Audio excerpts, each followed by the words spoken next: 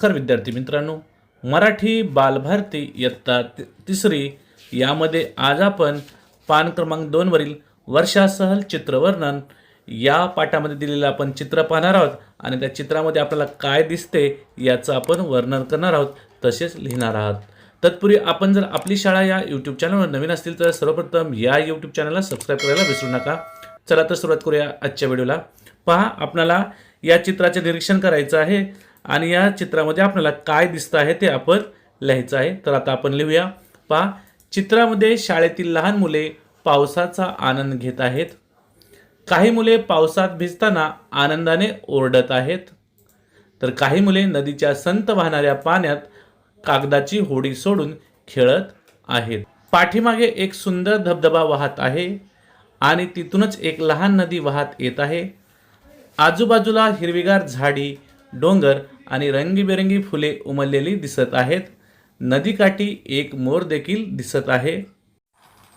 मुलांसोबत त्यांचे शिक्षक आणि शिक्षिका उभे राहून सहलीचा आनंद घेत आहेत। पाठीमागे डोंगराच्या कडेला लाल रंगाची एक सुंदर बस उभी असलेली दिसत आहे, ज्यामधून सर्वजण सहलीला आलेले आहेत। काही मुले रेनकोट घालून पाण्याचा आनंद घेत आहेत, तर काही मुले पाण्यात आनंदाने उड्या मारत आहेत।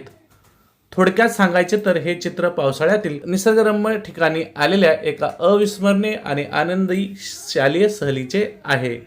अशा प्रकारे विद्यार्थी मित्रांनो, या चित्रामध्ये जे आपल्याला काय दिसत आहे ते आपण थोडक्यात या ठिकाणी वर्णन केले आणि तसेच लिहिलेले देखील आहे। त्यानंतर आपल्याला पावसाळ्यातील अनुभव, घटना, प्रसंग याविषयी आपल्या मित्रमैत्रिणीशी संवाद साधायचा आहे आणि तो देखील आपण या ठिकाणी एक पावसाळ्यातील अनुभव आता लिहून दाखवत आहोत। पहा, गेल्या आठवड्यात शुक्रवारी मी शाळेतून घरी येत होतो। आकाश पूर्णपणे काळ्या ढगाने डबडबून गेले होते।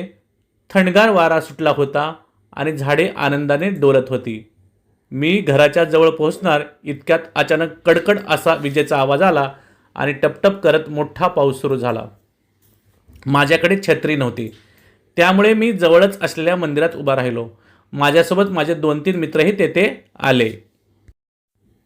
आम्ही सर्वांनी मिळून पावसात भिजण्याचा आनंद घ्यायचे ठरवले। आम्ही मंदिरातून बाहेर आलो आणि पावसात मनसोक्त नाचू लागलो। रस्त्यावरून पाण्याचे छोटे छोटे प्रवाह वाहू लागले होते। मी लगेच माझ्या वहीचे एक पान फाडले आणि त्याची सुंदर कागदाची होडी तयार केली। ती होडी मी वाहत्या पाण्यात सोडली। माझी होडी पाण्यात छान तरंगत पुढे पुढे जाताना पाहून मला खूप आनंद झाला। अशा प्रकारे आपण पावसाळ्यातील अनुभवाचे या ठिकाणी कथन करायचे आहे। तर विद्यार्थी मित्रांनो, आपण मराठी बालभारती इयत्ता तिसरी यामध्ये आज आपण पान क्रमांक 2 वर जे आपल्याला वर्षा सहल चित्रवर्णन करण्यासाठी सांगितले आहे, त्या चित्रामध्ये आपण काय दिसतं आहे त्या चित्राचं आपण या ठिकाणी वर्णन केले, तसेच लिहून देखील दाखवलेलं आहे।